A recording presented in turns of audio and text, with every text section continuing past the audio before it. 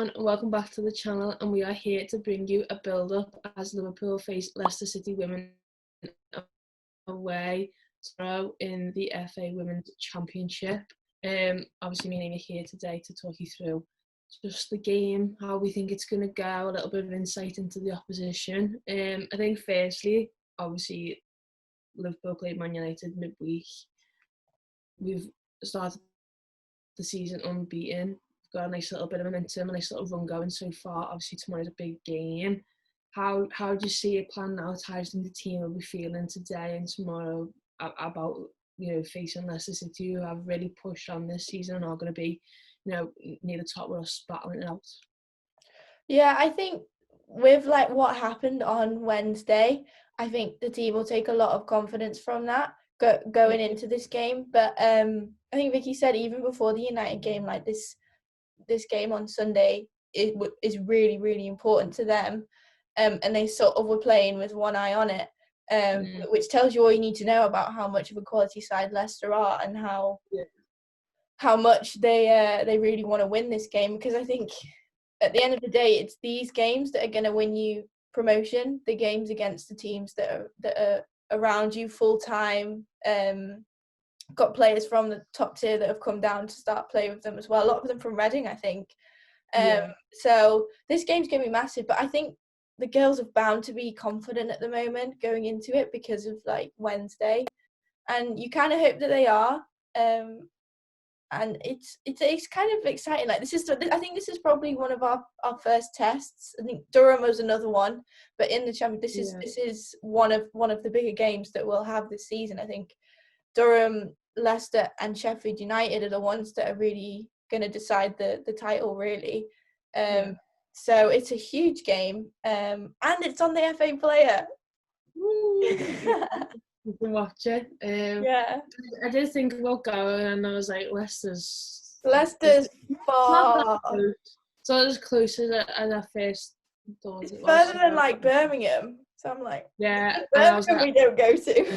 I know, yeah. And I was like, I'm in work Monday and all that would be a bit of a mission. I was like, no, it's on the FA Player. We can watch it properly, comfort of our own homes, no necessarily travel, all that drama. But yeah, I think I feel the same as you. It's just sort of like I'm not nervous, which is a nice feeling to have, because I think especially last season and the first couple of games this season, I've been very nervous leading into games.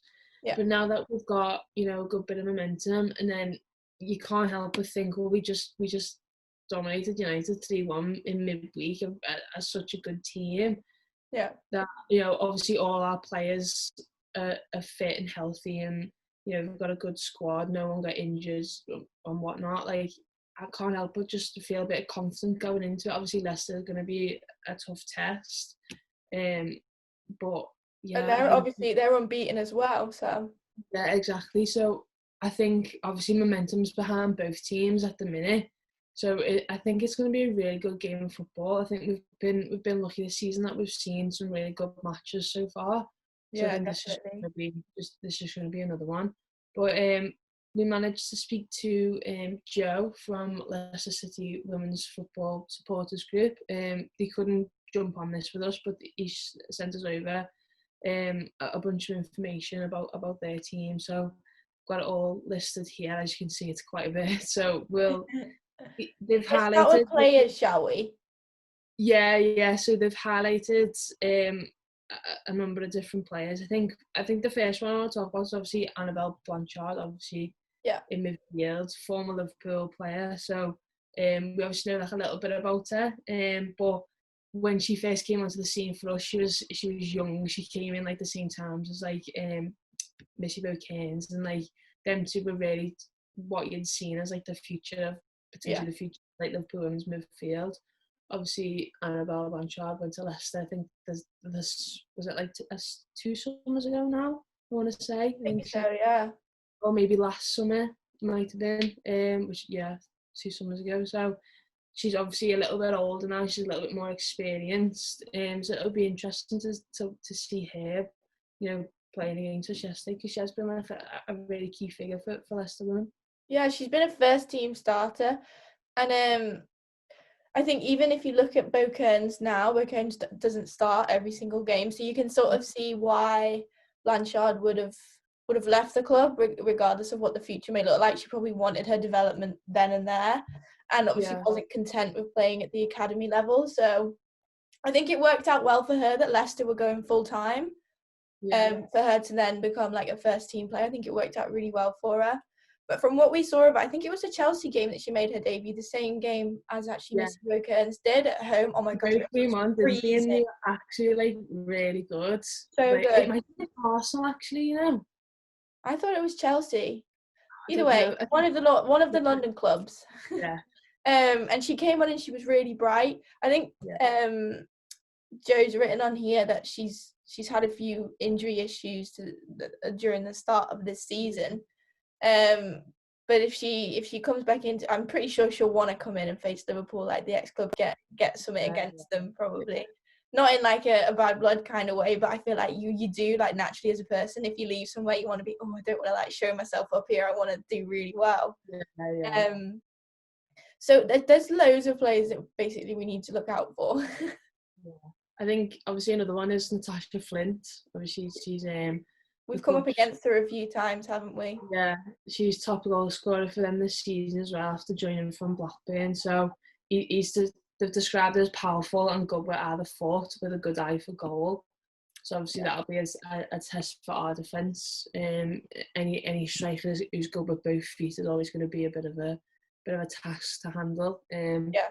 Well, obviously top goal scorer for them this season as well. She's obviously in good form as well. She's going to be one to watch for sure. Yeah, 100%. Bit of a handful for the centre backs. Yeah, definitely. But I feel like we haven't conceded many goals this season. I think that's. And we also pocketed Press and Tobin Heath. We did. We pocketed, everyone apart from Abby McManus, I think. Pretty much. So we did actually quite well with United strikers. So we've done really well defensively this season, which is definitely a positive for us, because obviously our biggest thing last year was we were just conceding too many goals. And equally not scoring enough as well. We've scored so many goals already. I think it's 10 goals. No, it must be 11 goals this season in all competitions. 11, yeah. And 6 of them have come from Fernie. I was just about to say, Fernie's got 6 of them. So, I think sticking to like players to watch, I think Leicester will be sitting, obviously this week and today and that. Obviously, however they prepare and be thinking, but yeah, like Rachel Furness is going to be a handful in midfield. You're going to put 11 men or women on Rachel Furness. I wouldn't be surprised if there would just be one person on Faye the whole time. Yeah, like man marking. Yeah, because I think like Vicky, if those of you haven't watched Vicky's post-match from the United game, we definitely do so, because I think it's like 8 minutes long or something. She probably goes into detail about the game and whatnot, and she says, someone asked her about fairness, and she said it just proves that the fact that I talk so many like whoever from midfield and whoever from up front, and I could put Fernie in all those different positions that I had to take off. When Fernie was playing the 9 at one point in the game, like, you literally put her anywhere and she'll do your job. So like, I think they'll definitely think Fernie is the one to watch them. Other stuff that Joe sort of spoke about was their form, and it's quite interesting. They've played already the title contenders in the first 3 games of the season, and they haven't lost to any of them. I think what's written here, they drew they both ended 2-2. So there's goals being scored there, and there's goals being conceded there.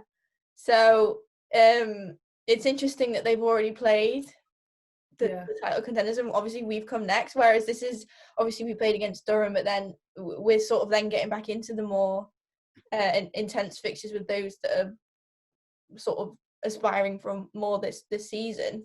But that shows a lot in the fact that they don't just roll over. They've got a bit of fight and aggression to, if they go 1-0 down, to get a goal and get back into the game, which is what we need to sort of remember, because I think sometimes if we score, we become a tiny little bit complacent, and then against Durham we've seen they got back in the game and then it ended up drawing. So hopefully with the results that we've had since the Durham game, that proves that we've sort of learned from those mistakes, but that's definitely something to keep an eye on.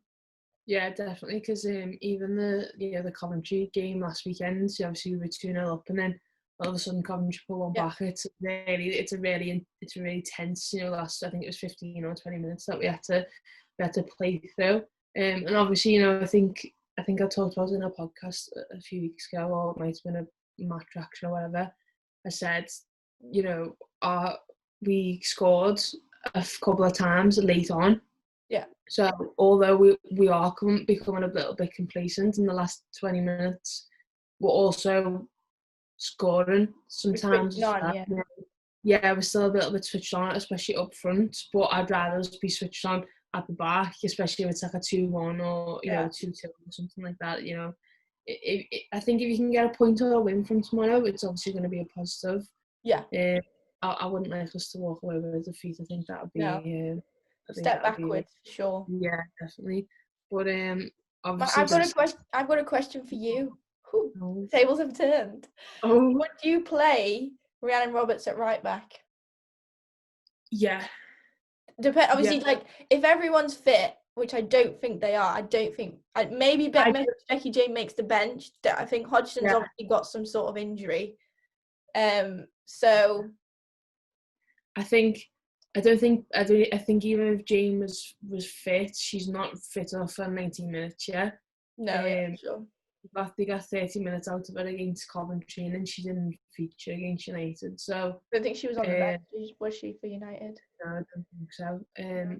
And obviously it'd be a bit unfair to be like, yeah, Lucy Parry, 16, go on girl, straight in. So yeah, I think it will be Roberts at right back, and she plays right wing back for Wales, so it's not a position that's not unnatural for her. Obviously we're so used to seeing her in midfield. I think last season she played left back for us a few times. Yeah. So she plays right wing back for Wales, so it's not an unnatural position. You can see what she could do from that position against United on Wednesday. So yeah, no issues there. I think that would be probably the best call. Yeah. I think is to play there. For sure. When we were playing against United, because it was Kirsty and it was Lynette and Bailey that were sort of in that deeper role, wasn't it? Which is quite interesting because obviously if Roberts was to be in midfield, she'd be the holding midfielder, so she'd be like the next brick wall basically before the defence. Yeah. And it was Not quite like interesting that it was interesting that Jade Bailey took up that role because we didn't really see too much of that. Bailey usually plays a bit further up the pitch and a bit more to either side. But I think it worked really well. So I'm the same with you. Like if that I think she'll probably go for the same team that started against. Maybe Rince comes in. I don't know, but then Jess Clark had a phenomenal game. So God, she's got like the best headache ever. Do you know what I mean? Yeah. So strange. Because, well, I think Thestrup's definitely starting up front because she obviously came off a half time. So I think, do you know what? If it's not broken, don't fix it. We had a really good performance against United. Obviously, I think maybe Laws comes back in goal, which is obviously unfortunate because Riley had a really good match, but it's just the way this doesn't work. She's number sometimes. one, isn't she? Yeah, you just have. There's no way around it. But if it's not broke, don't fix it. So it's a really good, solid team performance from us on Wednesday. So I wouldn't be surprised to see that team. Like you said, I think if the only one was going to change it, it'd be Rins coming in. Yeah. Maybe Rins starts instead of Lawley because Lawley didn't come off till a little bit later on against United. Yeah. Same for Jess Clark, she came off late. So one of them might swap out for Rins and then there'll be a change at like 60, 65 minutes. I think that would be the only change that I wouldn't be surprised at. Yeah, no, I agree. We've got a good sense of squad depth, really, which I feel like we've not had for like 5 seasons. Yeah. So it's a nice feeling. It's a good problem to have, that's for sure. And each of them, if they do come on as a sub, bring something different. So if a tactic isn't working, there's something else that's sort of added to the mix. So it should be a really good game. I'm looking forward to it. Yeah. And we'll just end it on this one. Obviously, Leicester play on a 3G pitch. How do you think we'll cope with that?